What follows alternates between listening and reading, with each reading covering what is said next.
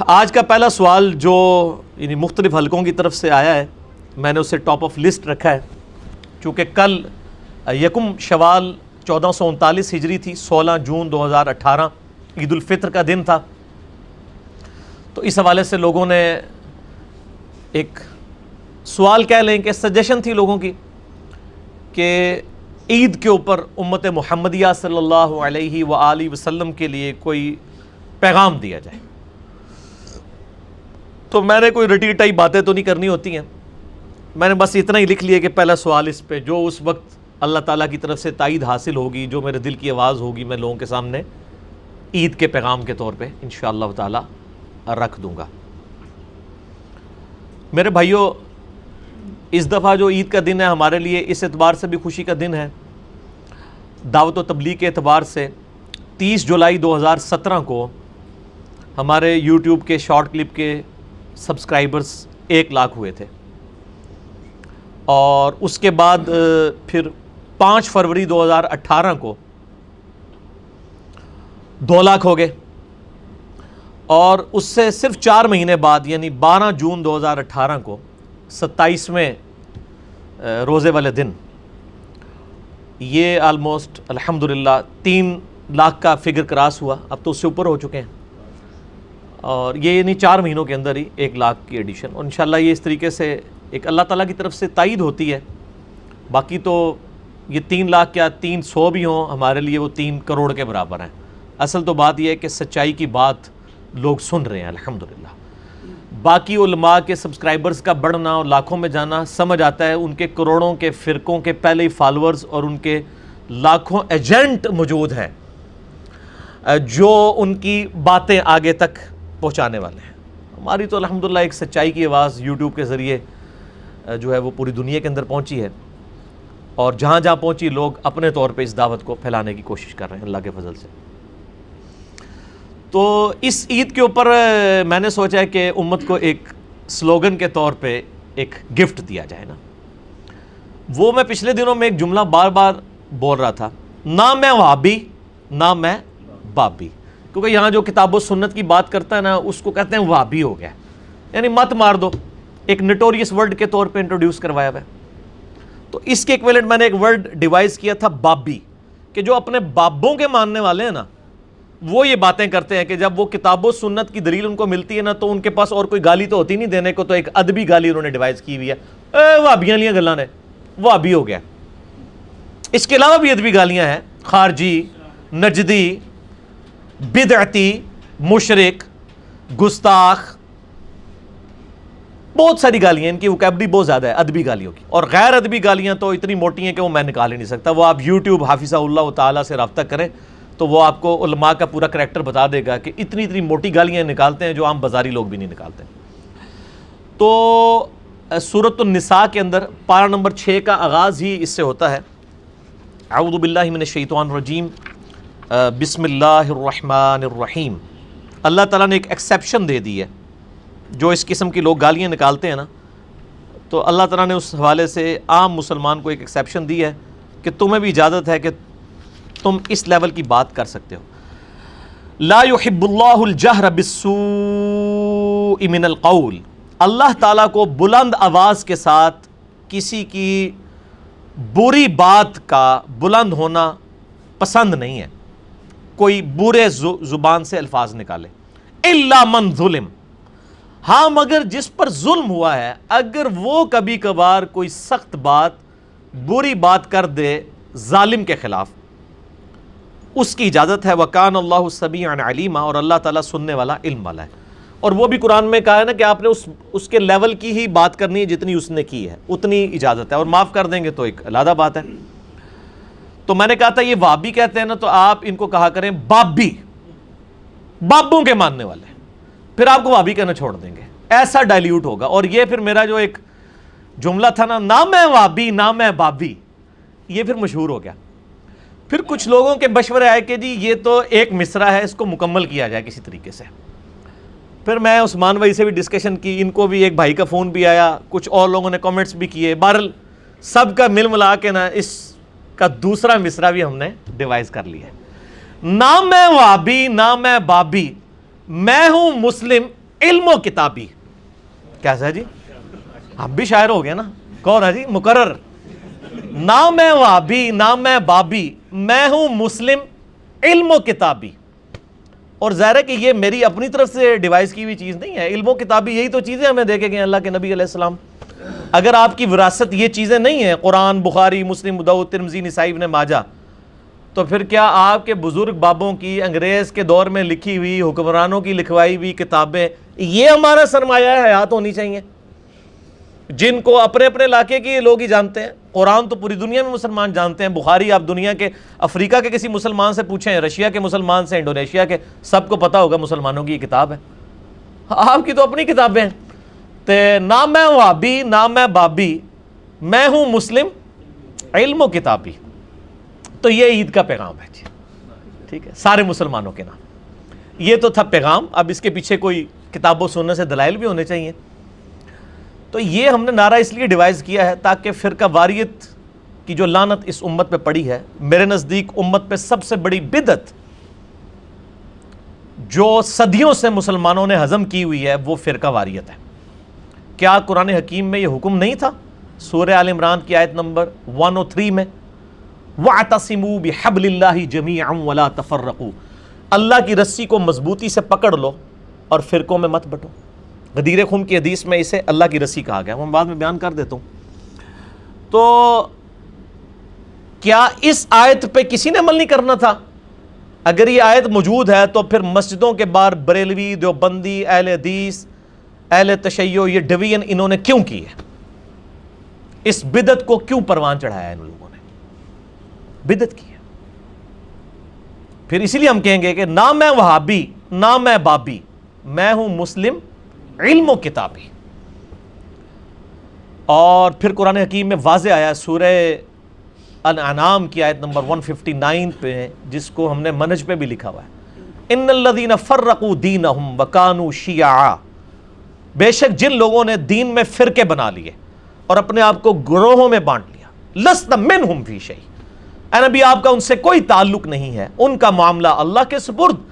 پھر اللہ تعالیٰ قیامت والے دن ان کو بتا دے گا جو وہ دنیا میں کرتوت کیا کرتے تھے. سورۃ الانعام آیت نمبر 159.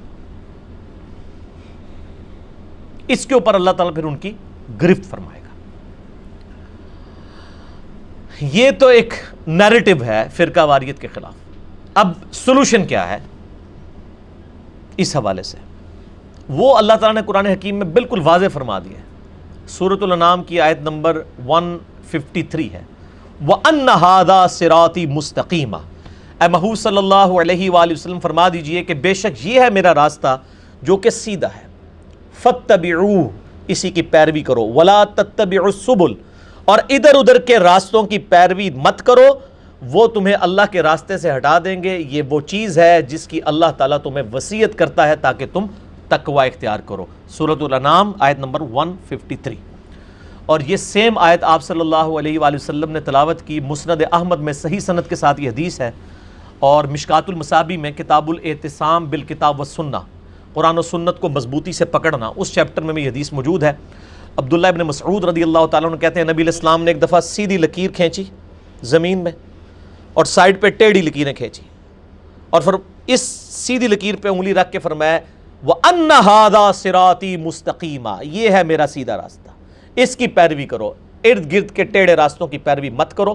اور پھر آپ صلی اللہ علیہ وآلہ وسلم نے فرمایا یہ جو ارد گرد کے ٹیڑھے راستے ہیں یہ شیطان کے راستے ہیں، ان کی پیروی مت کرو ورنہ تمہیں یہ راہ حق سے بہکا دیں گے. اس کی اللہ تمہیں وصیت کرتا ہے. اس کا ایک طریق سنن ابن ماجہ میں ہے، اس میں الفاظ ہیں کہ آپ علیہ السلام نے درمیان میں سیدھی لکیر کھینچی، دائیں طرف 2 ٹیڑھی لکیریں کھینچی، بائیں طرف 2 ٹیڑھی لکیریں، اور فرمایا یہ شیطان کے راستے. کتنے ہو گئے؟ 4. کہتے ہیں چاروں ہی حق پہ ہیں. ہم بزرگوں کو اٹیک نہیں کر رہے، ان کے ناموں پہ فرقوں کو اٹیک کر رہے ہیں. اگر میں کرسچینٹی کو غلط کہوں گا اس کا مطلب قطعاً عیسیٰ علیہ السلام کو برا کہنا نہیں ہے. اس طرح اگر ہم حنفی، شافعی، مالکی، حنبلی فرقہ واریت جو پھیلائی ہے انہوں نے پوری دنیا میں، اور اس کو آفیشلائز کیا کہ خانہ کعبہ میں بھی 300 سال تک انہوں نے 4 مسلح ڈال کے رکھے، اس کو اگر ہم کنڈیم کر رہے ہیں تو ہم ان بزرگوں کو نہیں، ان کے نام پہ فرقوں کو. اور ویسے کہتے ہیں چاروں حق پہ ہیں، تو 300 سال تک 4 مسلح کیوں تھے کعبے میں؟ ایک دوسرے کے پیچھے نمازیں نہیں پڑھتے تھے. جھوٹ بولتے ہیں. اور میں نے تو وہ تصویر بھی چڑھا دی ہوئی ہے نیٹ کے اوپر، آپ دیکھیں خانہ کعبہ میں 4 مصلے، انجینئر محمد علی مرزا، تو وہ کھل جائے گی ویڈیو۔ تو نبی علیہ السلام کا مبارک راستہ، اسی کی قرآن میں بھی تلقین آئی، اہدنا الصراط المستقیم، راستہ، اے اللہ اس راستے پر چلا جو کہ سیدھا ہے، راستوں پہ نہیں۔ کہتے سارے بزرگ ٹھیک ہے، صراط الذین انعمت علیہم، راستہ ان لوگوں کا جس پر تیرا انعام ہوا، راستے نہیں ہے۔ اس کا مطلب ہے جو اس راستے پہ چلے وہ انعام یافتہ ہے۔ ایک وہ انعام یافتہ ہے جو انڈیا، پاکستان، بنگلہ دیش میں لوگوں نے مزارات بنا کے ان کو انعام یافتہ ڈکلیئر کر دیا ہوا ہے، یہ ایک وہ ڈگری ہے، اور ایک وہ ڈگری جو قرآن میں صحابہ اور اہل بیت کے لیے آئی رضی اللہ عنہم اجمعین و علیہم السلام اجمعین، کہ وہ انعام یافتہ لوگ ہیں۔ آپ تو جس کو مرضی بنا لیں، وہ تو بریلویوں کے بنائے ان کو دیوبندی نہیں مانتے، دیوبندیوں والوں کو بریلوی نہیں مانتے، اہل حدیث ان دونوں کے نہیں مانتے، یہ دونوں اہل حدیثوں کے نہیں مانتے، شیعہ ان کے نہیں مانتے، اور یہ شیعہ کے نہیں مانتے۔ تو یہ لوکلائز بزرگ ہیں اپنے اپنے، تو اپنے وہ چیز رکھو اللہ دے بندے ہو، نہ میں وہابی نہ میں بابی، میں ہوں مسلم علم و کتابی، ٹھیک ہے، ویسے فٹ ہے نا یہ۔ تو یہ اب اس سلوگن کو عام کریں، یہ میں نے نہیں صرف بولنا، ہر بندے نے بولنا ہے کہ میں ہوں مسلم علم و کتابی۔ میں کوئی اپنے آپ کو فرقہ واریت میں نہیں بانٹوں گا۔ اللہ تعالیٰ نے قرآن حکیم میں اس طرح کے معاملات میں سختی فرمائی ہے، وَاعْتَصِمُوا بِحَبْلِ اللَّهِ جَمِيعًا وَلَا تَفَرَّقُوا۔ اس پہ میں گھنٹوں فی البدی بول سکتا ہوں، گھنٹوں۔ ایک ضمن حدیث میں بتا دیتا ہوں، صحیح مسلم میں انٹرنیشنل نمبر کے مطابق 2950 ہے، حجۃ الوداع کا خطبہ ہے، اور یہ امام باقر علیہ السلام نے روایت کیا ہے جابر بن عبداللہ سے، صحیح مسلم میں، کہ نبی صلی اللہ علیہ وآلہ وسلم نے حجۃ الوداع کے موقع پر فرمایا، یہ کتاب الحج چیپٹر میں آپ کو صحیح مسلم میں 2950 نمبر یہ مل جائے گا، اور مشکات میں آپ کو حج والے چیپٹر میں پہلی حدیث یہی ملے گی، دوسری جلد میں، بڑی لمبی حدیث ہے، اس میں الفاظ ہیں، دیکھنا میں اپنے بعد تم میں وہ چیز چھوڑ کر جا رہا ہوں کہ جسے مضبوطی سے پکڑ لوگے کبھی گمراہ نہیں ہوگے، اور وہ ہے اللہ کی کتاب۔ صحیح مسلم 2950 نمبر حدیث میں حجۃ الوداع پہ آپ صلی اللہ علیہ وآلہ وسلم نے صرف ایک چیز کو پکڑنے کا کہا تھا، اور وہ کیا ہے؟ کتاب اللہ۔ سنت اس کے اندر ہی داخل ہو جاتی ہے نا، قرآن نے کہا ہے نا من یطع الرسول فقد اطاع اللہ، جس نے رسول اللہ کی اطاعت کی اس نے اللہ کی اطاعت کی۔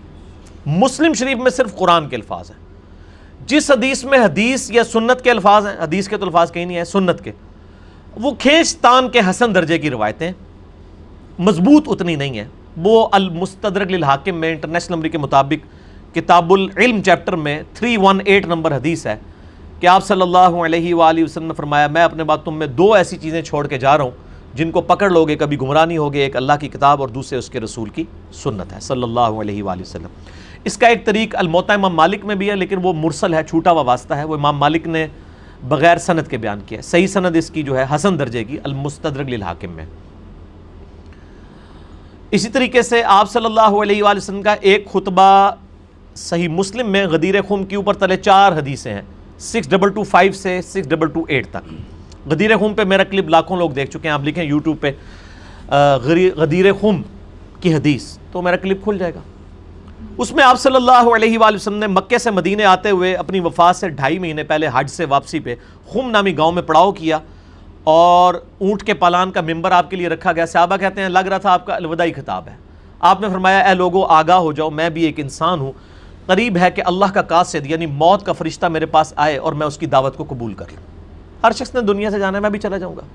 میں اپنے بعد تم میں 2 بھاری چیزیں چھوڑ کے جا رہا ہوں، ان میں سے پہلی چیز اللہ کی کتاب ہے، اس میں ہدایت ہے، اس میں نور ہے، یہ اللہ کی رسی ہے جو قرآن میں ہے نا وَاعْتَصِمُوا بِحَبْلِ اللَّهِ جَمِيعًا وَلَا تَفَرَّقُوا، یہ اللہ کی رسی ہے۔ اور باقی اس کے طرق میں آتا ہے یہ اللہ کی رسی ہے جو زمین و آسمان کے درمیان لٹکی ہوئی ہے، تمہیں خوشخبری ہو اس کا ایک سرا اللہ کے ہاتھ میں ہے اور دوسرا تمہارے ہاتھ میں۔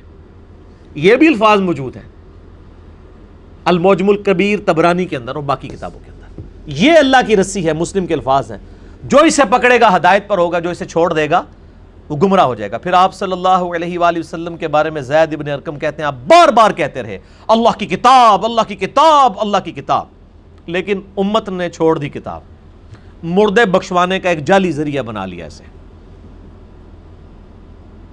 اس شخص پہ قرآن پڑھتے ہیں مرنے کے بعد جس نے پوری زندگی خود قرآن کھول کے ایک دفعہ نہیں پڑھا ہوتا. تو سر آپ مذاق کر رہے ہیں نا. یقین کریں اگر مجھ سے کوئی حسب حال پوچھے تو سب سے بڑا لطیفہ یہ ہے کہ جس شخص نے خود پوری زندگی قرآن نہیں کھول کے پڑھا، اس کے مرنے پہ آپ قرآن پڑھ رہے ہیں اس کے اوپر، تو اس قرآن نے اسے کیا نفع دینا؟ اپنا ہی پیٹ بھرتا ہے جب خود بندہ کھائے. اگر آپ کے سامنے کھانا رکھ دیا جائے، آپ پڑھیں نا اور وہ کھانا کھائیں نا اور اس کے بدلے کوئی اور کھانا شروع کر دے تو آپ کا پیٹ تو نہیں بھرے گا. قرآن خود پڑھیں گے تو آپ کو فائدہ ہوگا. پھر مسلم شریف کے آگے الفاظ ہیں 6225 سے 6228. پھر آپ نے فرمایا دوسری میری بھاری چیز جو میں امت کے لیے چھوڑ کے جا رہا ہوں وہ میرے اہل بیت ہے. میں اپنے اہل بیت کے معاملے میں تمہیں اللہ سے ڈراتا ہوں، میں اپنے اہل بیت کے معاملے میں تمہیں اللہ سے ڈراتا ہوں، میں اپنے اہل بیت کے بارے میں تمہیں اللہ سے ڈراتا ہوں. 3 دفعہ فرمایا، لیکن امت پھر بھی نہیں ڈری. امت نے کام پا دیتا اہل بیت نال، اور حضور کی وفات کے 50 سال کے بعد آپ کی پوری نسل کو ذبح کیا. نعوذ باللہ من ذالک. اللہ کی لعنت ہو ان لوگوں پر جنہوں نے حسین ابن علی اور ان کے ساتھیوں علیہم السلام کو ناحق قتل کیا. اور اللہ تعالی ہمارا خاتمہ بالخیر فرمائے اور قیامت والے دن ہمیں اہل بیت کے ساتھ محشور فرمائے، آمین. تو اب یہ ایک تلخ چیپٹر ہے، اور میں اسی لیے پھر بڑے دعوے سے بولتا ہوں، نہ میں وہابی نہ میں بابی، میں ہوں مسلم علم و کتابی. میں آدھی باتیں نہیں پکڑتا. جو علماء یہود کا کردار قرآن میں آیا نا، افتؤمنون ببعض الکتاب وتکفرون ببعض، یہ یہودی علماء اپنی کتاب کے کچھ حصے کو مانتے ہیں، کچھ کو چھوڑ دیتے ہیں. اور بخاری مسلم کی حدیث ہے میری امت میں وہی خرابیاں پیدا ہوں گی جو اگلوں میں پیدا ہوئی. صحابہ نے پوچھا اگلوں سے مراد کیا یہود و نصارہ؟ فرمایا وہ مراد نہیں تو اور کون سے لوگ مراد ہیں؟ اور آپ دیکھ لیں ہمارے علماء کا بھی یہ کردار ہے، سب نے جزیات پکڑی ہوئی ہے، کلیات نہیں. اس لیے ہم کہتے ہیں کہ غدیر خم کی حدیث پہ تو ہم نے عمل کیا ہوا ہے. قرآن بھی سب سے زیادہ ہم کوٹ کرتے ہیں، قرآن کی توحید بھی سب سے زیادہ ہم کوٹ کرتے ہیں، اہل بیت کو بھی ہم لے کے چل رہے ہیں. باقیوں کا کیا حال ہے وہ بھی آ گیا سورۃ المومنون آیت نمبر 52 میں، فَتَقَطَّعُوا أَمْرَهُمْ بَيْنَهُمْ زُبُرًا. نبیوں کے جانے کے بعد انہوں نے پارا پارا کر دیا دین کو. كُلُّ حِزْبٍ بِمَا لَدَيْهِمْ فَرِحُونَ. ہر گروہ اس کے اوپر خوش ہے، جو اس کے پاس ہے وہ اسی پہ خوش ہے. یہود و نصارہ اسی پہ خوش تھے. یہاں پہ ہماری امت بھی کسی نے صرف اہل بیت کو پکڑا ہوا ہے، صرف کسی نے توحید کو پکڑا ہوا ہے، کسی نے صرف صحابہ کو پکڑا ہوا ہے، کسی نے صرف جو ہے وہ نبی علیہ السلام کے ساتھ دعوے کر کے کچھ جعلی جو ہیں وہ معاملات جو ہیں وہ ڈیوائز کیے ہوئے ہیں. ٹوٹل دین کوئی نہیں لے کے چل رہا. ٹوٹل دین وہ ہے جو کتابوں میں ہے میرے بھائی. یہ کہتے ہیں دین شخصیات میں، شخصیات نے کبھی نہیں کہا دین شخصیات میں، وہ بھی کہتے ہیں کتاب میں. اگر دین شخصیات میں تھا تو نبی علیہ السلام حجۃ الوداع کے اوپر فرماتے نا کہ میں 1.5 لاکھ صحابہ چھوڑ کے جا رہا ہوں، کم و بیش. اس کا فائدہ نہیں ہونا تھا. آپ انٹلیکچوئل آدمی تھے، آپ کو پتا تھا میں ابو بکر کو بھی چھوڑ دوں 2 سال بعد تو اس نے بھی فوت ہو جانا ہے، تو میرا چھوڑا ہوا خلیفہ صرف 2 سال کے لیے. آپ نے وہ خلیفہ چھوڑا جو قیامت تک کے لیے. قرآن صحیح بخاری میں 4460 نمبر حدیث ہے انٹرنیشنل نمبر کے مطابق، صحیح مسلم میں بھی موجود ہے. عبداللہ بن ابی اوفا رضی اللہ تعالیٰ عنہ المتوفا 86 ہجری، جو حضور کی وفات کے بعد آلموسٹ 75 ایئر زندہ رہے. ان سے سیدنا طلحہ نے پوچھا کہ نبی علیہ السلام نے کوئی وصیت فرمائی تھی کسی کے لیے؟ انہوں نے کہا نبی علیہ السلام نے اپنا وصی کسی کو نہیں بنایا، البتہ آپ نے ہمیں قرآن پر چلتے رہنے کی وصیت کی تھی. یہ قرآن وصی رسول ہے، نہ ابو بکر وصی رسول ہے نہ حضرت علی، دونوں نہیں ہیں رضی اللہ عنہما وعلیہم السلام. وصی رسول قرآن ہے، کیونکہ 2 سال کے بعد ابو بکر بھی فوت ہو گئے، 13 سال کے بعد سیدنا عمر بھی شہید ہو گئے، 25 سال کے بعد سیدنا عثمان بھی شہید ہو گئے، 30 سال کے بعد سیدنا علی بھی شہید ہو گئے، خلافت راشدہ ختم ہو گئی. 110 ہجری میں حضور کی وفات کے 100 سال کے بعد آخری صحابی بھی فوت ہو گیا، ابو طفیل عامر بن واصلہ. یہ آخر میں فوت ہوئے 110 ہجری میں.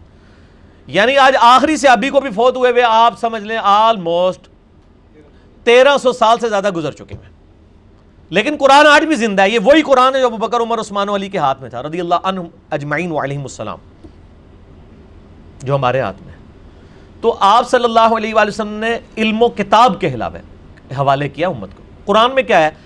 اللہ تعالیٰ فرماتا ہے الذی علم بالقلم. اللہ تعالیٰ نے علم سکھایا قلم کے ذریعے. قلم کے ذریعے نبی علیہ السلام نے بھی قرآن لکھوایا، اور آپ کے دور میں حدیثیں بھی لکھی گئیں، بعد میں بھی یہ ایک ریکارڈ جمع ہوا. تو علم تو کتابوں کے ذریعے ٹرانسفر ہوا ہے. البتہ جو ٹرانسفر کرنے والے ائمہ کرام ہیں ان کا ادب اپنی جگہ ہے. لیکن ان کے ادب کا قطعاً مقصد نہیں ہے کہ وہ تعلیمات پہ عمل نہیں کرنا، ان کے ہی صرف ادب کرنا ہے. یہ اسی طریقے سے میں قرآن چومتا رہوں اور قرآن کے جو اندر لکھا ہے اس کو فالو نہ کروں اور کہوں جی مجھے قرآن سے محبت ہے. یہی کچھ کر رہے ہیں. یہ کہتے ہیں ہم تو اماموں کے ماننے اور اماموں کو چومتے رہتے ہیں، ان کے ناموں کو چومتے رہتے ہیں. اماموں کی تعلیمات، علم و کتابی ہونا وہ نہیں ہے. تو نہ میں وہابی نہ میں بابی، میں ہاں مسلم علم و کتابی. پنجابی بھی بنتا ہے، اردو میں بھی بنتا ہے. تو علم و کتابی بن جائیں. اور یہ کتابیں میرے بھائی انجینئر صاحب کے آنے سے پہلے، میری پیدائش سے بھی 1200 سال پہلے یہ موجود تھیں، اور قرآن 1400 سال سے موجود تھا. میں نے آ کے نہیں اس کو دریافت کیا، اور نہ کہ میں نے کوئی بخاری مسلم کا ترجمہ پبلک کے حوالے کیا. میں کہتا ہوں بریلوی ہیں، بریلویوں کا ترجمہ قرآن کا پڑھ لیں، بخاری مسلم کا پڑھ لیں، دیوبندی ہیں تو ان کا پڑھ لیں، اہل حدیث ہیں تو ان کا پڑھ لیں، شیعہ ہیں تو ان کا پڑھ لیں. اپنی کتابوں کے اوپر تو عمل کریں نا. تو بس میرا یہی پیغام تھا امت کے لیے کہ آپ نہ وابی بنیں نہ بابی بنیں، مسلم علم و کتابی بن جائیں. ٹھیک ہوگا جی. تو یہ انشاءاللہ تعالی میرا کلپ بھی چڑھ جائے گا، میں ہوں مسلم علم و کتابی. تو آگے جو بھی کوئی کہیں پہ کہنا ہمارے فلاں نے یہ فرمایا، تو آپ نیچے لکھ دیا کریں بھائی کوئی علمی بات کریں. اور آپ دیکھیں جادو وہ جو سر چڑھ کے بولے. ہم جتنی باتیں کرتے ہیں ہم نے کبھی نہیں کہا کہ ہم جو کہہ رہے ہیں، ہم یہ کہتے ہیں آپ کے بزرگ جو کتابیں لکھ کے گئے ترجمے کر کے، بزرگوں کو خیر توفیق نہیں ہوئی کتابیں لکھنے کی، وہ تو اماموں نے لکھی ہوئی ہیں. میرا ایک یوٹیوب پہ کلپ بھی ہے بزرگوں اور اماموں میں فرق. بزرگ تو انڈیا پاکستان کے ہیں نا، لوکلائزڈ.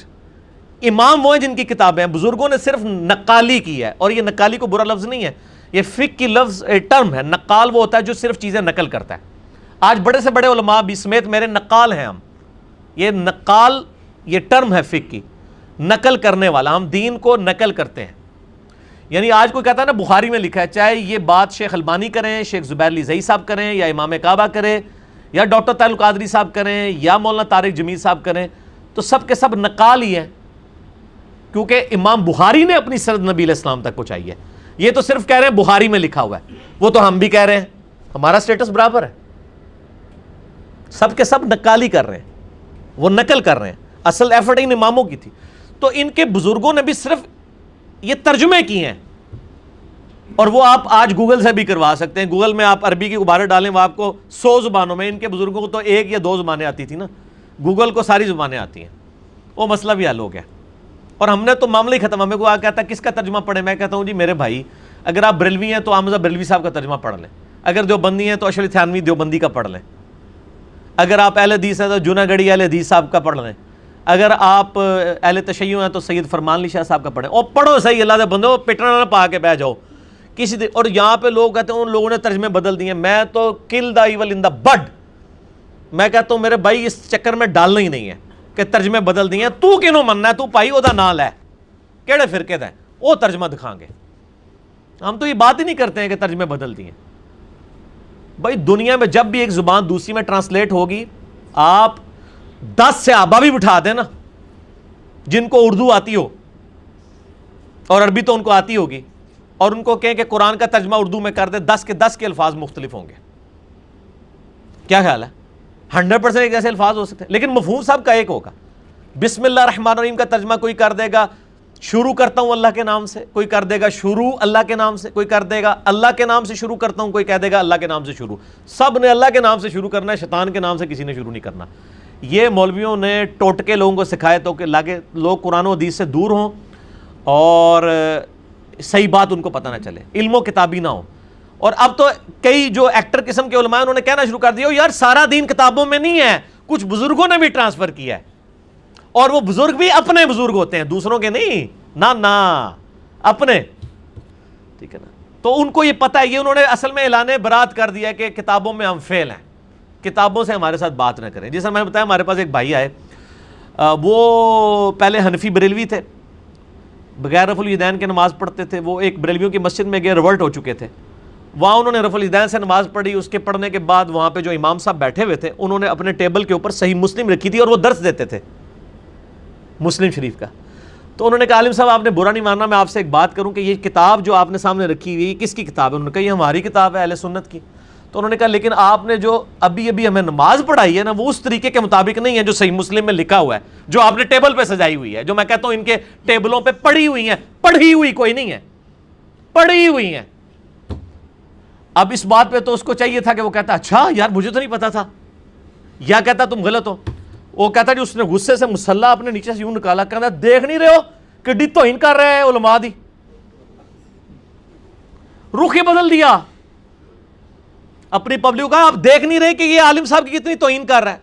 بھائی عالم صاحب کی اس نے توہین کی ہے. عالم صاحب کو یہ کہا کہ یہ جو آپ نے خوبصورت، مجھے آ کے آپ کہیں نا گریبان پکڑ کے کہ جی انجینئر صاحب جو آپ نے کتابیں رکھی ہیں آپ کا عقیدہ اس کے مطابق نہیں ہے، ہم تو ابھی تک ترس رہے ہیں کہ کوئی چیز نکالیں ہماری. ٹھیک ہے نا جی، فیل ہیں سارے، ہر چیز لکھ کے دیتے ہیں اور ریفرنس کے کوٹ کرتے ہیں کہ آئیں میرے بھائی ہمارے کو ریفرنس غلط نکلتا ہے ہم سے آگے بات کریں. ہو سکتا ہے بحیثیت انسان کوئی آگے پیچھے تھوڑی بہت بات ہو جائے، لیکن یہ نہیں ہوگا کہ کوئی سے کچھ بات بن جائے جو یہ کچھ سے کچھ بنا دیتے ہیں. اور یہ تو ایسے ظالم ہیں، یہ آدھی حدیثیں لکھتے ہیں. مجھے ایک حنفی دیوبندی عالم تھے پشاور کے، ان کی کسی نے کتاب پڑھنے کے لیے دی. میرے ایک دوست تھے اسلام آباد میں، جب ہم کتاب و سنت کے منہج پہ آئے تو انہوں نے دیکھا دیکھی جو ہے وہ انہوں نے بھی سنت کے مطابق نماز شروع کر دی. بخاری مسلم میں جو طریقہ آیا رکوع میں جاتے وقت اور رکوع سے اٹھتے وقت رفع الیدین، تو ان کو ایک دیوبندی مفتی وہاں تھے، انہوں نے اپنے کسی دیوبندی مفتی کتاب دی نماز کے طریقے پہ، اور ان کا یہ نماز کے طریقے پہ کتاب ہے آپ یہ پڑھیں. اچھا وہ کتاب وہ میرے پاس لے کے آئے، میں نے کہا اس کی پہلی حدیث جو اس نے لکھی ہے نا اس میں ہی بے ایمانی کر دی ہے. اس نے مالک بن حویرث سے صحیح مسلم کی حدیث لکھی یہ بات ثابت کرنے کے لیے کہ نماز شروع کرتے وقت ہاتھ کانوں تک اٹھانے ہیں. وہ تو سب مانتے ہیں کہ کانوں تک ہی اٹھانے ہیں، انگلیاں کانوں کی سیدھ میں آئیں گی اور ہتھیلیاں کندھے کی سیدھ میں. اس نے حدیث لکھی کہ نبی علیہ السلام جب نماز شروع کرتے تھے تو دونوں ہاتھ کانوں تک اٹھاتے تھے، صحیح مسلم. میں نے اس کو کہا بس یہ پہلے ہی حدیث کے اوپر فیصلہ ہو جائے گا کہ یہ کتنے علماء یہود کا کردار ہے ان علماء کا. میں نے مسلم شریف اوریجنل کھولی بریلویوں کی، حنفیوں کی، ظاہر ہے دونوں بھائی ہیں نا، حنفی بریلوی حنفی دیوبندی. تو میں نے کہا یہی میں حدیث مسلم شریف سے تمہیں دکھاتا ہوں مالک بن حویرث کی. وہ حدیث پتہ کیا تھی؟ مالک بن حویرث کہتے ہیں جو غزوہ تبوک کے موقع پر مسلمان ہوئے، صحیح بخاری میں 631 نمبر حدیث انہی سے ہے، سلو کما رأیتمونی اصلی. حضور کی وفات سے 1.5 سال پہلے یہ مسلمان ہوئے ہیں، اور نبی علیہ السلام نے ان کو جاتے وقت کہا تھا دیکھنا اپنے علاقے میں واپس چلے جاؤ اور نماز اس طرح پڑھنا جس طرح مجھے پڑھتے ہوئے دیکھا ہے. اور رفع الیدین کی حدیث انہوں نے روایت کی ہے، اور یہ کہتے ہیں نہیں مکے میں رفع الیدین ہوتا تھا مدینے میں نہیں ہوتا تھا. دیکھ لیں کتنا بڑا جھوٹ ہے. اور یہی مالک بن حویرث صحیح مسلم میں حدیث آتی ہے، وہ حدیث پوری پتہ کیا تھی کہ نبی علیہ السلام جب نماز شروع کرتے دونوں ہاتھ کانوں تک اٹھاتے، جب رکوع میں جانے لگتے تو پھر دونوں ہاتھ کانوں تک اٹھاتے، اور جب رکوع سے سر اٹھاتے پھر دونوں ہاتھ کانوں تک اٹھاتے. اگلے جو 2 جملے تھے نا اس دیوبندی مفتی نے لکھے ہی نہیں ہوئے تھے، صرف پہلا جملہ لکھا ہوا تھا. میں نے کہا یہ لے جاؤ کتاب اور جا کے اوریجنل کتاب دیکھ لو. اس نے اسی بات کے اوپر سنت کے مطابق نماز شروع کر دی کہ یار علماء دھوکہ دیتے ہیں. یہ گھوڑوں کی دموں والی حدیث لے کے آتے ہیں نا، ہمیں بڑی خوشی ہوتی ہے، ہم چاہتے ہیں یہ حدیث دکھائیں تاکہ ہم ان کے علماء کا چہرہ ان کے سامنے رکھیں، تاکہ پھر یہ بھی بول اٹھیں اور ہم بھی بول اٹھیں نہ میں وابی نہ میں وابی، میں ہوں مسلم علم و کتابی.